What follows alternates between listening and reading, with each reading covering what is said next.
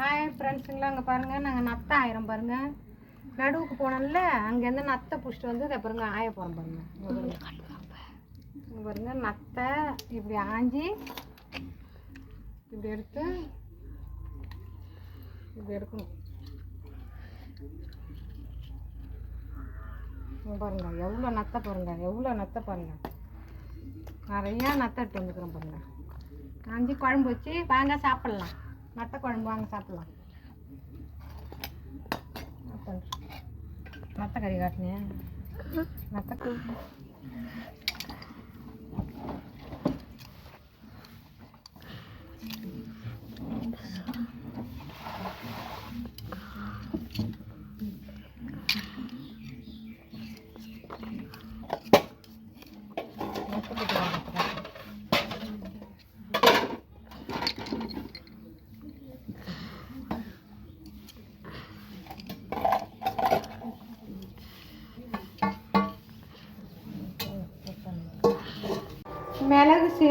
மிளகு சீரகம் பூண்டு இந்த பாருங்க நத்தை கறி குழம்பு வைக்கிறது எப்படின்னு உங்களுக்கு செய்ய முறை காட்டுறேன் பாருங்க.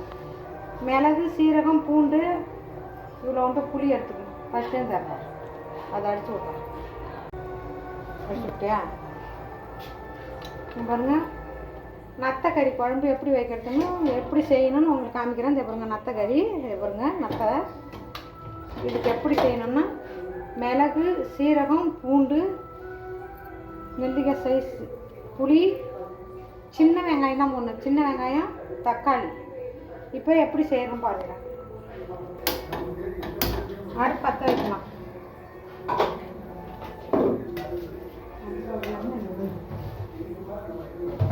எண்ணெய் நிறையா ஊற்றிக்கணும். ஆனால் கடுகு போட்டுக்கலாம்.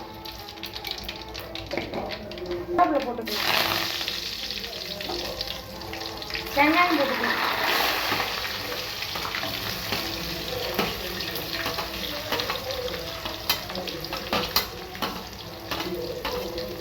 வதக்கிக்கலாம். நல்லா வதக்கி விட்டுக்குங்க. நல்லா வதங்கணும் வெங்காயம். தக்காளி போட்டுக்கலாம். மிளகு சீரகம் போட்டுக்கலாம்.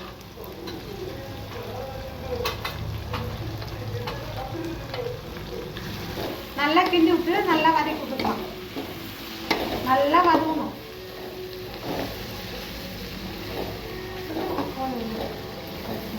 இந்த அளவுக்கு நல்லா வெங்காயம் தக்காளி வதங்கின பிறகு மஞ்சள் தூள் போட்டுக்கலாம்.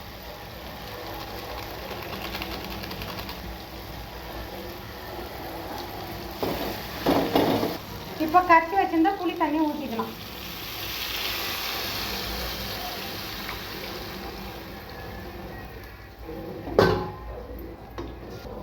தேவையான அளவு மிளகாத்தூள் போட்டு போடுங்க. குழம்பு மிளகாத்தூளே போட்டுக்கலாம். அப்போதான் நல்லாயிருக்கும்.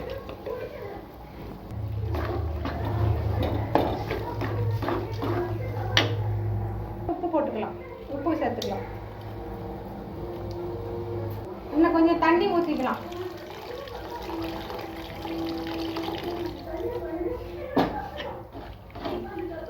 நத்தை போட்டுக்கலாம்.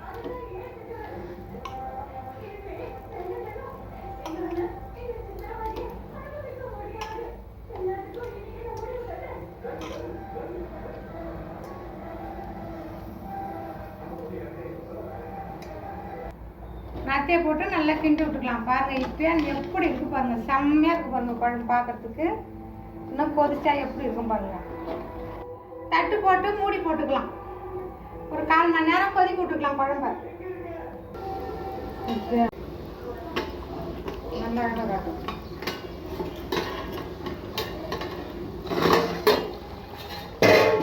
இப்போ இந்த அளவுக்கு நல்லா கொதிக்க வச்சுக்கணும் பாருங்கள். குழம்பு சூப்பராக இருக்கும்.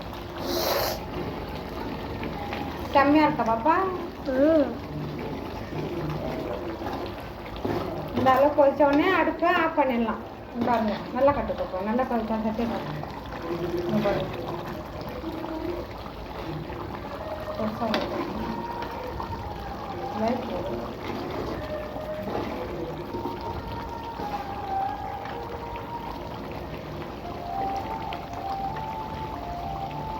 பண்ணிட்டு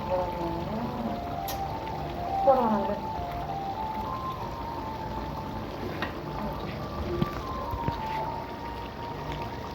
வரும். இந்த அளவுக்கு நல்ல குழம்பு நல்லா குழம்பு.